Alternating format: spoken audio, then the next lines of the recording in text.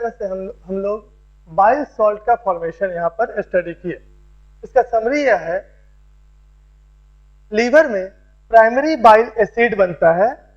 यह primary bile acid cholic acid and chenodeoxycholic acid कहलाता है। दो प्राइमरी बाइल एसिड लीवर में मेनली बनता है, cholic acid and chenodeoxycholic acid, और यह फिर इंटेस्टाइन में आ जाता है और इंटेस्टाइन में यह primary bile acid secondary bile acid में कन्वर्ट हो जाता है बैक्टीरिया के फर्मेंटेशन के द्वारा या फर्मेंटिव एक्शन के द्वारा। कोलिक एसिड डिऑक्सीकोलिक एसिड में कन्वर्ट होता है एंड चिनोडिऑक्सीकोलिक एसिड जो कि इंटेस्टाइन में आ गया है यह लिथोकोलिक एसिड में कन्वर्ट होगा। तो प्राइमरी बाइल एसिड से इस प्रकार सेकेंडरी बाइल एसिड का निर्माण हो गया। आफ्टर दैट यह डिऑक्सीकोलिक एसिड एंड लिथोकोलिक एसिड, यह दोनों लीवर में आ गया। लीवर में डिऑक्सीकोलिक एसिड अगर ग्लाइसिन से कंजुगेट होगा तो ग्लाइकोलिक एसिड बनेगा, या लिथोकोलिक एसिड भी अगर ग्लाइसिन से कंजुगेट होगा तो ग्लाइकोलिक एसिड बनेगा। इसी प्रकार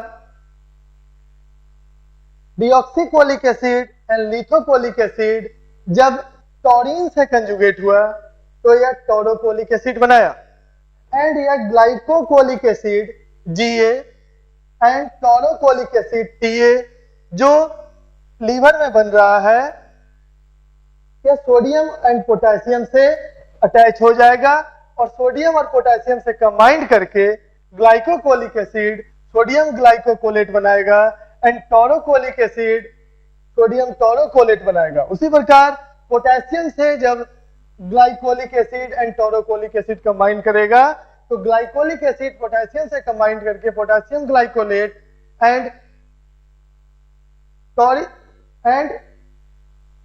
टोरोकोलिक एसिड पोटेशियम से कंबाइन करके पोटेशियम टोरोकोलेट बनाता है। इस प्रकार जो बाइल सॉल्ट बना या sodium glycocholate, potassium glycocholate, sodium taurocholate and potassium taurocholate.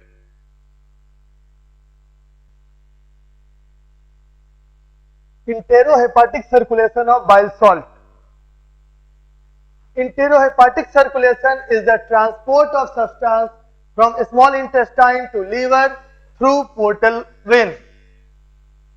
Portal vein के द्वारा स्मॉल इंटेस्टाइन से लीवर में सब्सटेंस का जाना इंटेरोहेपाटिक सर्कुलेशन कहलाता है। 90 to 95% bile salt hepatic portal vein के द्वारा और इंटेरोहेपाटिक सर्कुलेशन के द्वारा फिर से पहुंच जाता है लीवर में। About 90 to 95% of bile salt from the intestine are transported to liver. Liver में फिर यह ट्रांसपोर्टेड चला जाता है बैक थ्रू इंटेरोहेपाटिक सर्कुलेशन। पहले हम लोग क्या जाने, इंटेरोहेपाटिक सर्कुलेशन किसे कहते हैं। तो स्मॉल इंटेस्टाइन से लीवर में सब्सटेंस का ट्रांसपोर्ट होना पोर्टल वेन के द्वारा इंटेरोहेपाटिक सर्कुलेशन कहलाता है। स्मॉल इंटेस्टाइन से लीवर में पोर्टल वेन के द्वारा सब्सटेंस का ट्रांसपोर्ट होना इंटेरोहेपाटिक सर्कुलेशन कहलाता है। बाइल सॉल्ट जो इंटेस्टाइन में आया उस बाइल सॉल्ट से 90 to 95% बाइल सॉल्ट इंटेरोहेपाटिक सर्कुलेशन के द्वारा फिर से आ जाएगा लीवर में, और बचा हुआ 5 to 10% bile salt large intestine में चला जाएगा। लार्ज इंटेस्टाइन में जाने के बाद यह बाइल सॉल्ट जैसा हम लोग ने पहले पढ़ा था sodium glycolate and sodium taurocholate, तो यह बाइल सॉल्ट कन्वर्ट हो जाएगा डिऑक्सीकोलेट में एंड लिथोकोलेट में, जो फेकल मैटर के साथ बाहर की ओर इजेस्ट हो जाएगा और एक्सक्रीट हो जाएगा। इस प्रकार हम लोगों ने देखा कि जो बाइल स्मॉल इंटेस्टाइन में आ रहा है वह बाइल फैट का इमल्सिफिकेशन करेगा, एब्जॉर्प्शन में पार्टिसिपेट करेगा और 90 to 95% बाइल सॉल्ट फिर से इंटेरोहेपाटिक सर्कुलेशन के द्वारा लीवर में चला जाएगा और बचा हुआ bile salt that is 5 to 10% bile salt large intestine में चला जाएगा और लार्ज इंटेस्टाइन में यह कन्वर्ट हो जाएगा डिऑक्सीकोलेट एंड लिथोकोलेट में और फेकल मैटर के साथ इसका इजेशन हो जाएगा। Next, function of bile salt. Bile salt small intestine में डाइजेशन एंड एब्जॉर्प्शन के लिए चाहिए होता है। बाइल सॉल्ट का यूज स्मॉल इंटेस्टाइन में डाइजेशन एंड एब्जॉर्प्शन करने में आता है होता है। Bile salt sodium and potassium ग्लाइकोकोलेट and sodium and potassium taurocholate fat का इमल्सिफिकेशन करता है, दैट इज फैट ग्लोब्यूल को छोटे छोटे टुकड़ों में तोड़ देता है ताकि उसका सरफेस एरिया बढ़ जाए और उस पर बेटर एंजाइम एक्ट कर सके। The bile salts are required for digestion and absorption in small intestine. Small intestine में digestion के लिए और absorption के लिए bile salt की आवश्यकता होती है। The bile salts are required for the digestion and absorption in small intestine. The function of bile salts are number 1, emulsification of fat. Emulsification is the process. Emulsification is the process by which fat globules are broken down into minute droplets. Emulsification एक ऐसा process है जिसमें fat globules minute droplet में टूट जाता है। Emulsification is the process by which the fat globules are broken down into minute droplets and made them in the form of milky fluid. और fat globule जब droplet में टूट जाता है तो यह मिल्की फ्लूइड के फॉर्म में चेंज हो जाएगा जिसे हम लोग कहते हैं emulsion. Fat are made into emulsion in small intestine by the action of bile salt. Bile salt इस फैट ग्लोब्यूल को छोटे छोटे ड्रॉपलेट में तोड़ता है, दैट इज इमल्सिफिकेशन करता है। Emulsification increase the surface area of this lipids, fat और लिपिड के सरफेस एरिया को बढ़ा देगा, making them much easier to digest. Emulsification of fat. Emulsification is the process by which the fat globules are broken down into minute droplets and made in the form of milky fluid called emulsion. Fat are made into emulsion in the small intestine by the action of bile salt. Emulsification increases the surface area of these lipids, making them much easier to digest.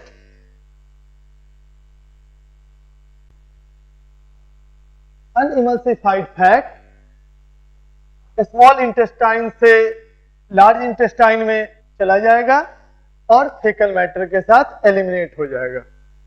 Unemulsified fat usually passes through the intestine and then it is eliminated in feces or eliminated with fecal matter. तो सबसे पहला बात हम लोग जाने कि अनइमल्सिफाइड fat का क्या होता है, तो यह फेकल मैटर के साथ बाहर की ओर एलिमिनेट हो जाएगा।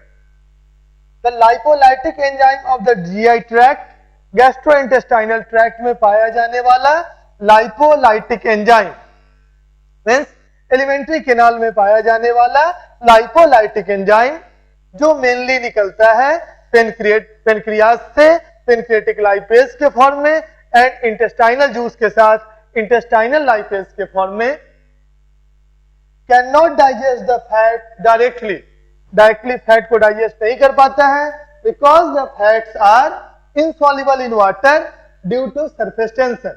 The lipolytic enzyme of the GI tract can not digest the fat directly because the fats are insoluble in water due to surface tension. The bile salts emulsify the fat. Bile salts emulsified the fat by reducing the surface tension.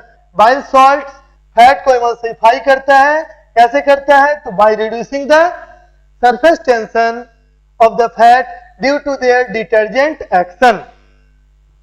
Bile salt emulsify the fat by reducing the surface tension of the fat due to their detergent action. Because of the reduction in the surface tension, the lipid granules are broken into minute particles can be easily digested by lipolytic enzyme. The emulsification of fat by the bile salt need the presence of lecithin from bile. Fat को छोटे छोटे टुकड़ों में तोड़ना emulsification कहलाता है। यह काम बाइल सॉल्ट करता है। अगर इमल्सिफाइड नहीं होता है फैट तो यह फेकल मैटर के द्वारा एलिमिनेट हो जाता है। हमारे जीआई ट्रैक्ट में पाया जाने वाला लाइपोलाइटिक एंजाइम डायरेक्टली फैट को डाइजेस्ट नहीं कर पाता है due to their surface tension. Bile salt fat को इमल्सिफाई करता है। कैसे इमल्सिफाई करता है? तो उसके सरफेस टेंशन को रिड्यूस करता है by their detergent action. Due to their detergent action या सरफेस टेंशन को रिड्यूस करता है। सरफेस टेंशन रिड्यूस हो जाने के कारण लिपिड ग्रेन्यूल्स माइन्यूट पार्टिकल में टूट जाएगा और उस माइन्यूट पार्टिकल पर लाइपोलाइटिक एंजाइम अच्छे से एक्शन करेगा। फैट के इमल्सिफिकेशन के लिए बाइल सॉल्ट के द्वारा फैट के इमल्सिफिकेशन के लिए लेसिथिन की आवश्यकता होगी। Next function is absorption of fat. Fat का जब डाइजेशन होता है तो डाइजेशन के बाद जो फाइनल प्रोडक्ट बनता है वह फाइनल प्रोडक्ट है fatty acid, glycerol and monoglyceride. Long chain fatty acid जो 14 कार्बन से ज्यादा वाला चेन होगा एंड मोनोग्लिसराइड या वाटर में इनसॉल्युबल होता है। Bile salt long chain fatty acid और मोनोग्लिसराइड को कवर करके एक कंबाइंड स्ट्रक्चर बनाता है जिसको माइसेलिस कहते हैं और यह माइसेलिस इजीली एब्जॉर्ब हो जाता है विलाई के सेल के द्वारा। Second function is absorption of fat. Bile salt help in the absorption of fat.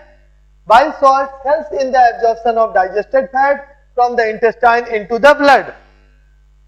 The bile salt combine with fat and make complexes of fat called micelles. Bile salt जब fat से digested fat से combined हो जाता है that is monoglyceride and long chain fatty acid से जब combine हो जाता है तो micelles बनाता है। The fat in the form of micelles can be absorbed easily. तो हम लोग दो चीज देखे, फैट का इमल्सिफिकेशन कैसे होगा तो सोपिंग एक्शन और डिटर्जेंट एक्शन के द्वारा बाइल सॉल्ट सरफेस टेंशन को कम कर देता है जिससे फैट छोटे छोटे पार्टिकल में टूट जाए और गैस्ट्रोइंटेस्टाइनल ट्रैक्ट का लाइपोलाइटिक एंजाइम उस पर अच्छे से एक्शन कर सके। The second is absorption of fat. Micelles का निर्माण करता है। Fat bile salt monoglyceride and fatty acid के साथ मिलकर और माइसेलिस वाटर में सॉल्युबल होता है और एब्जॉर्ब हो जाता है। एक और इंपॉर्टेंट पॉइंट, लेसिथिन की आवश्यकता होती है इमल्सिफिकेशन के लिए बाइल सॉल्ट को।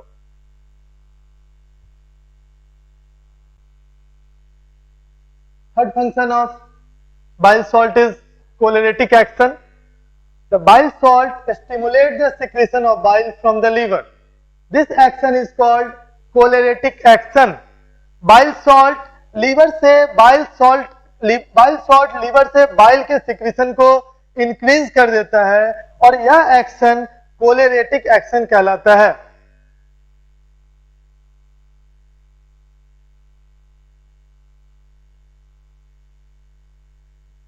Bile salt stimulates the secretion of bile from liver. This action is called cholinergic action. Bile salt liver से बाइल के सिक्रीशन को इंक्रीज कर देता है और यह एक्शन कोलेरेटिक एक्शन कहलाता है। फोर्थ फंक्शन इज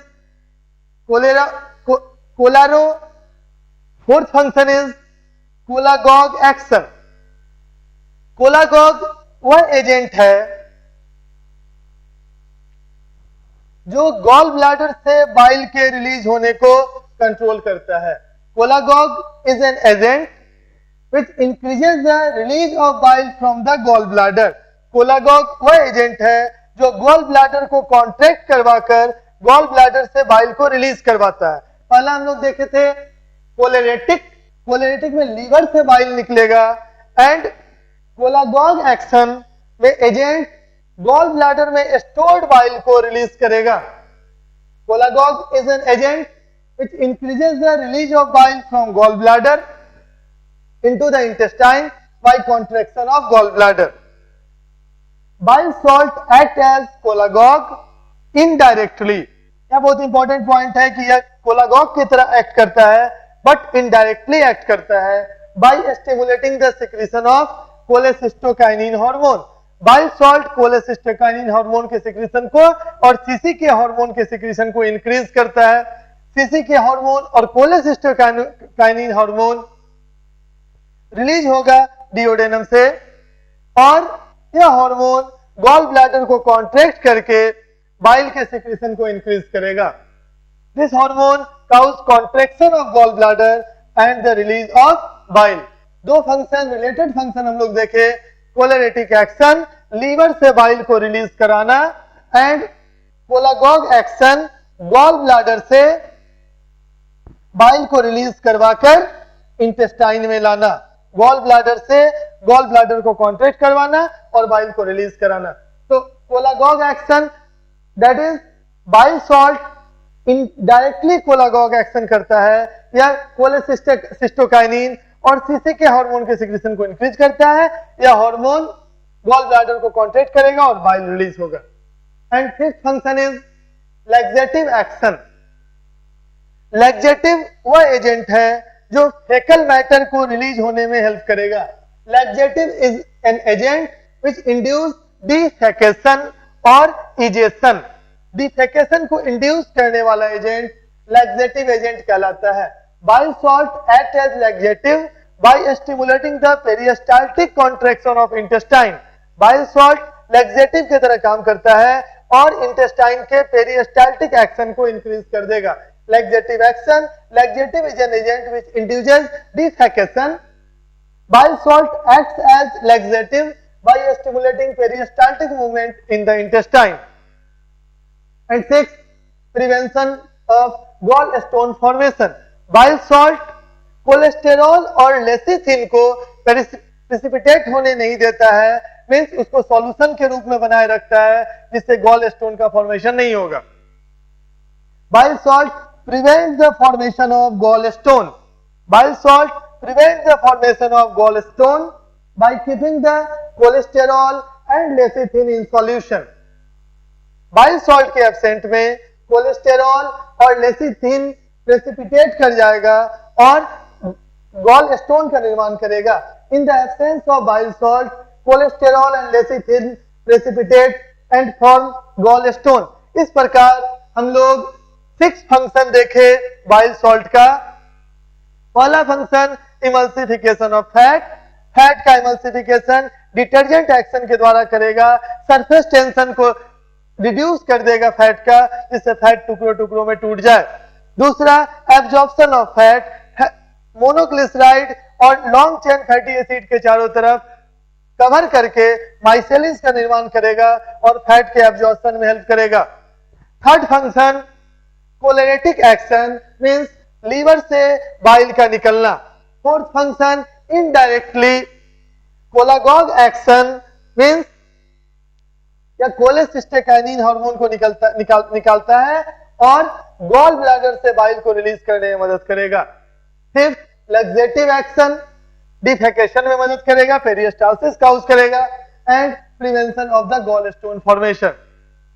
इसमें जो इंपॉर्टेंट टर्म आया emulsification. Emulsification means break down of the fat globules into smaller particles. Second micelles. Micelles is the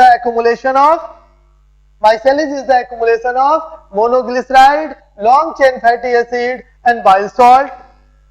Third, choleritic action. Choleritic action means liver से bile का release करवाना।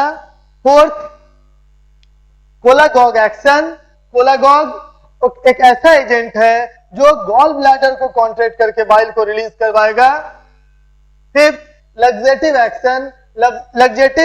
Laxative एक ऐसा agent है जो डिफेकेशन कराएगा by gut peristalsis.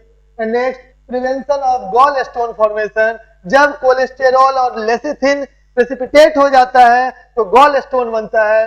Bile salt cholesterol को और लेसिथिन को प्रेसिपिटेट होने नहीं देगा, जिससे गॉल स्टोन का फॉर्मेशन नहीं होगा। बाइल सॉल्ट के एब्सेंस में या कमी होने पर गॉल स्टोन का फॉर्मेशन हो सकता है।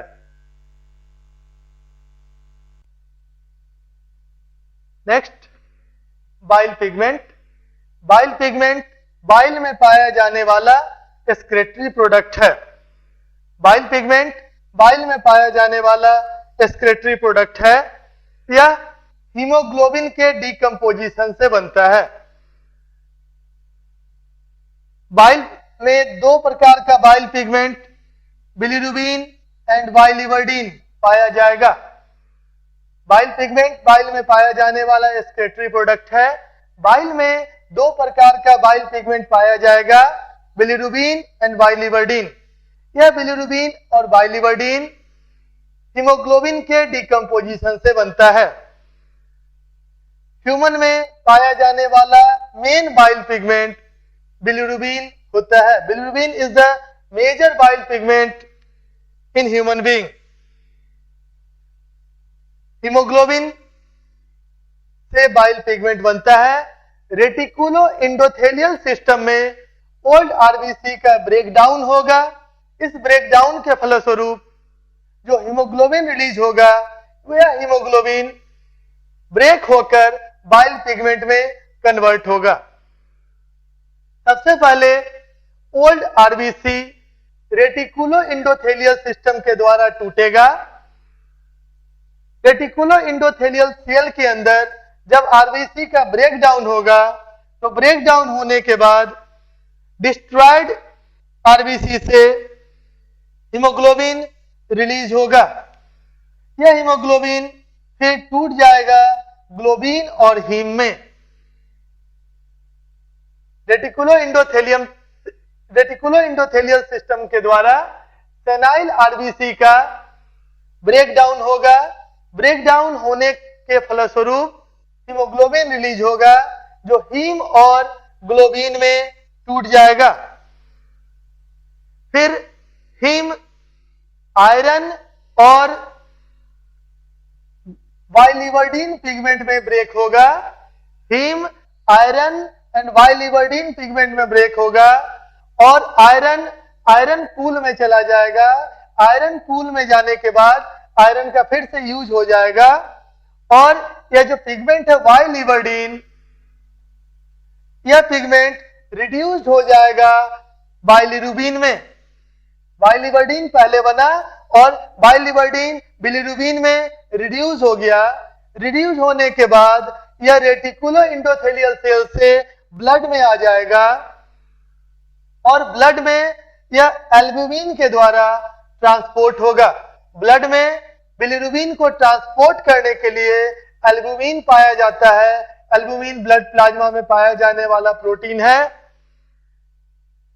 एल्बुमिन के द्वारा यह ब्लड में बिलिरुबिन ट्रांसपोर्ट होगा और ब्लड में ट्रांसपोर्ट होने वाले इस बिलिरुबिन को फ्री और अनकंजुगेटेड बिलिरुबिन कहते हैं। थोड़े समय के लिए ब्लड में ट्रेवल करने के बाद यह बिलिरुबिन लीवर में आ जाएगा या लीवर सेल इस बिलिरुबिन को ले लेगा।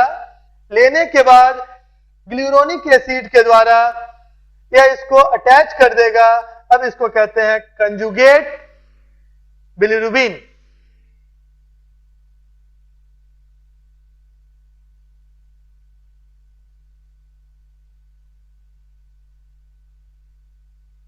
ब्लड में सर्कुलेट होने के बाद ग्लूक्रोनिक एसिड के द्वारा यह कंजुगेट हो जाएगा लीवर के अंदर और अब इसको कहते हैं कंजुगेटेड बिलिरुबिन। और इस प्रकार कंजुगेटेड फॉर्म में यह बिलिरुबिन रिलीज होता है एलिमेंट्री कैनाल में बाइल के साथ।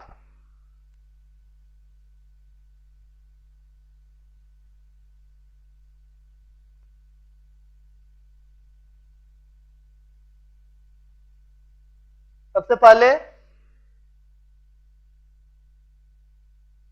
रेटिकुलो इंडोथेलियल सिस्टम के अंदर सेनाइल इरिथ्रोसाइट डिस्ट्रॉय होगा। डिस्ट्रॉय होने के बाद हीमोग्लोबिन रिलीज होगा। हीमोग्लोबिन फिर ग्लोबिन और हीम में टूट जाएगा। फिर हीम आयरन एंड बाइलिवर्डिन में स्प्लिट होगा। बाइलिवर्डिन से बिलिरुबिन बनेगा। हीम आयरन और बाइलिवर्डिन में स्प्लिट होगा और आयरन आयरन पूल में चला जाएगा और उसका यूज हो जाएगा और फर्स्ट फॉर्म पिगमेंट बाइलिवर्डिन रिड्यूस हो जाएगा बिलिरुबिन में। रिड्यूस होने के बाद यह बिलिरुबिन रेटिकुलो इंडोथेलियल सेल से निकलकर ब्लड में चला आएगा। ब्लड में एल्बुमिन इसके ट्रांसपोर्ट में मदद करता है। ब्लड में आने के बाद यह बिलिरुबिन फ्री बिलिरुबिन और अनकंजुगेटेड बिलिरुबिन कहलाता है और कुछ समय ब्लड में घूमने के बाद यह लीवर में इंटर कर जाएगा।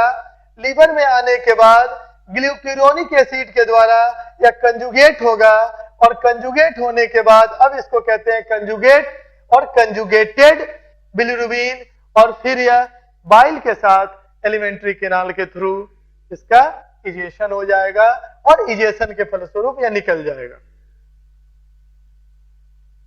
इसको नोट करेंगे। Bile pigment. Bile pigment are the excretory product in bile. Bile pigments are the excretory products in bile. Bile pigments bile में पाया जाने वाला excretory product है। Bilirubin and biliverdin are two bile pigment. Bile में पाया जाने वाला दो बाइल पिगमेंट है, bilirubin and biliverdin. Bilirubin is the major bile pigment in human being. Human being में मेजर बाइल पिगमेंट बिलिरुबिन होता है। The bile pigments are formed during breakdown of hemoglobin. The bile pigments are formed during breakdown of hemoglobin, which is released from the destroyed RBC in the reticuloendothelial system. Bile pigment hemoglobin के breakdown से बनेगा जो कि reticuloendothelial system के द्वारा release होगा। Next, formation and excretion of bile pigment. अभी हम लोग बाइल पिगमेंट का इंट्रोडक्शन पढ़े। Bile pigment are the excretory product of the bile. Bilirubin and biliverdin are two bile pigment. Bilirubin is the major bile pigment in human being. Bile pigment are formed during breakdown of hemoglobin, which is released from the destroyed RBC in the reticuloendothelial system. Reticuloendothelial system से जो haemoglobin release होगा RBC के destroy के समय, उस haemoglobin से bile pigment बनेगा। Next, formation and excretion of bile pigment. Stages of formation and circulation of bile pigment. Number 1, the senile erythrocyte, that is the old erythrocyte, are destroyed in reticuloendothelial system. The senile erythrocytes are destroyed in reticuloendothelial system and hemoglobin is released from them. The hemoglobin is broken into globin and heme. Heme splits into iron and the pigment biliverdin. Heme splits into iron and the pigment biliverdin. The iron goes to iron pool and is reused. The first formed pigment biliverdin is reduced into bilirubin. एक question आ सकता है कि सबसे पहले जब bile pigment बनता है तो इन दो बाइल पिगमेंट में कौन सा बाइल पिगमेंट बनता है?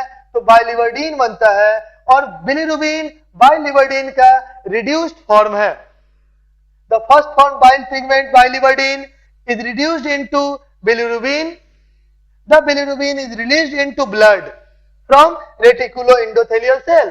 The bilirubin is released into blood from reticuloendothelial cell. In the blood, the bilirubin is transported by plasma protein albumin. Blood में bilirubin albumin के द्वारा ट्रांसपोर्ट होगा। The bilirubin circulated in the blood is called free or unconjugated bilirubin within few hours after entering the circulation, the free bilirubin is taken up by the liver cell.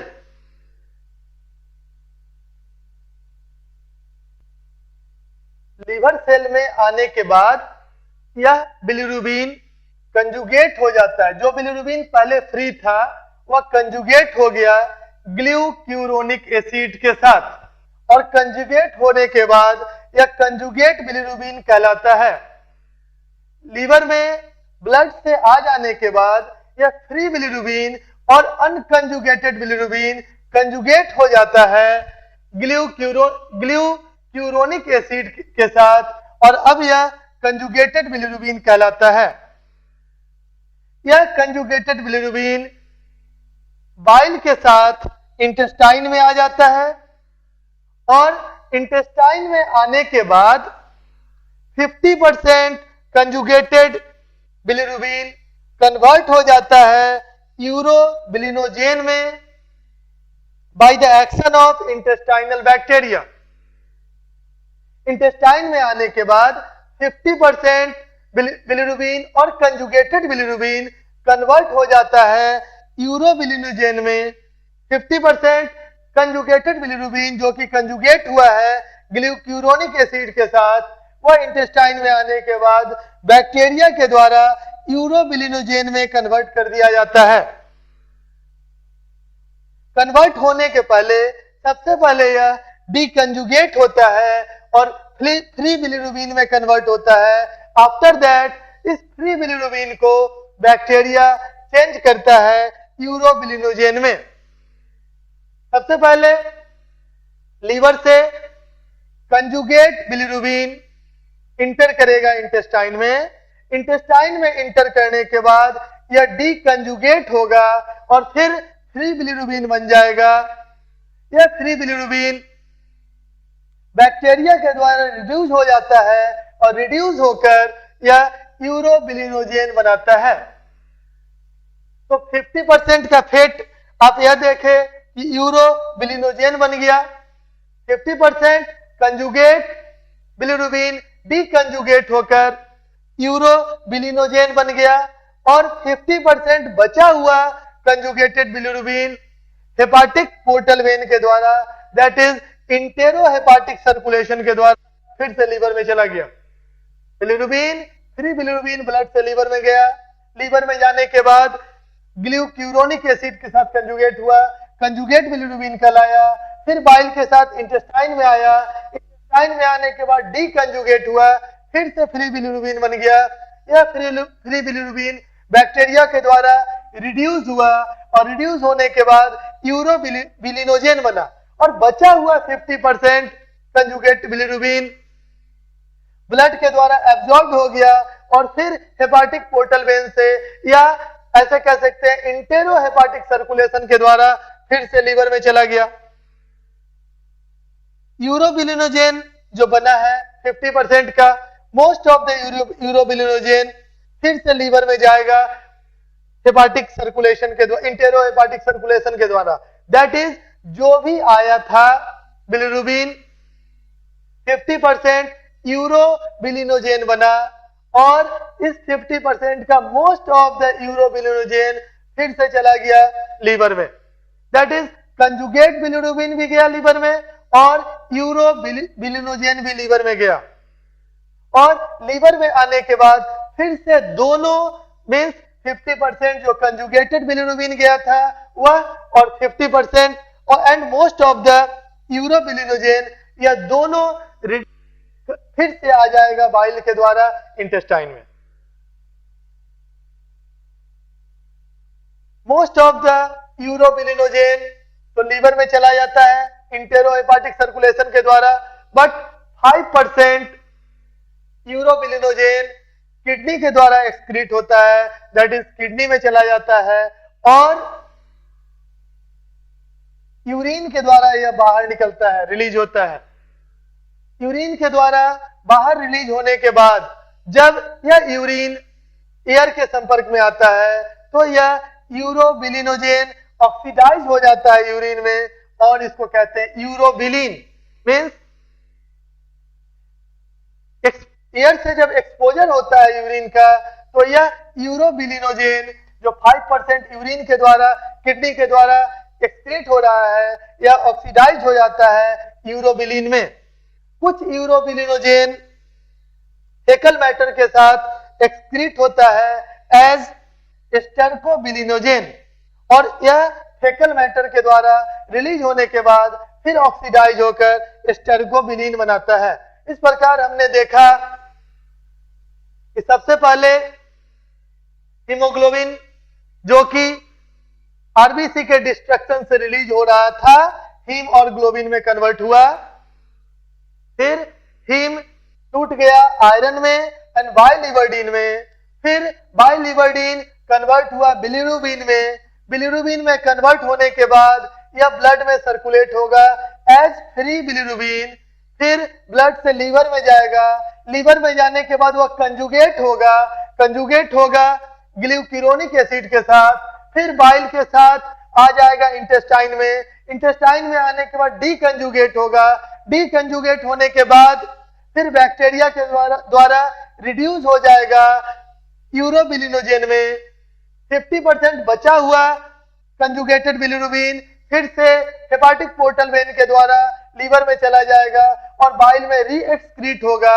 Most of the urobilinogen जो bacteria के द्वारा reduce होकर बना है यह फिर से hepatic portal vein के द्वारा लीवर में चला जाएगा और बाइल के साथ रीएक्सक्रीट होगा इंटेस्टाइन में एंड 5% यूरोबिलिनोजेन यूरिन के किडनी में चला जाएगा, किडनी से एक्सक्रीट होगा और यूरिन के द्वारा बाहर रिलीज होगा और एयर के संपर्क में आकर ऑक्सीडाइज होगा और यह यूरोबिलिनोजेन यूरोबिलिन बनाएगा आफ्टर ऑक्सीडेशन एंड कुछ यूरोबिलिनोजेन फेकल मैटर के द्वारा रिलीज होगा इन द फॉर्म ऑफ स्टेरकोबिलिनोजेन और फिर यह स्टेरकोबिलिनोजेन फेकल मैटर में ऑक्सीडाइज होकर स्टेरकोबिलिन बनाता है।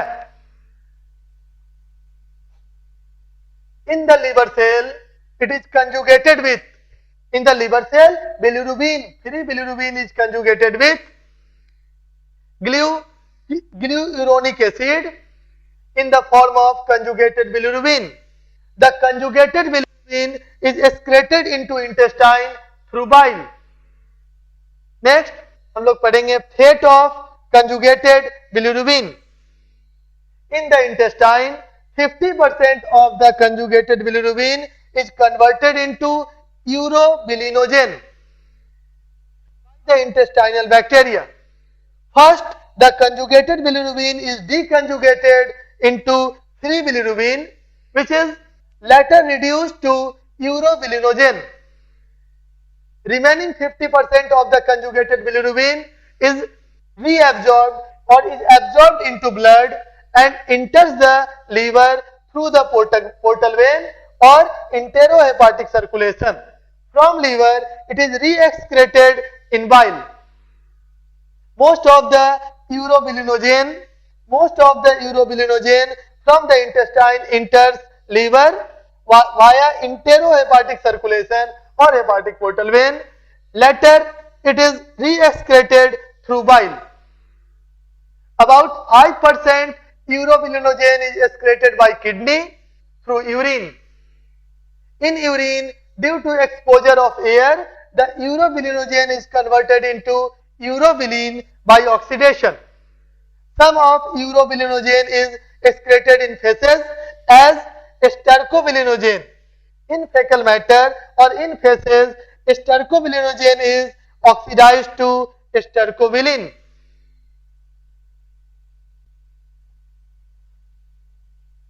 The normal bilirubin or total bilirubin content in plasma is 0.5 to 1.5 mg per dl.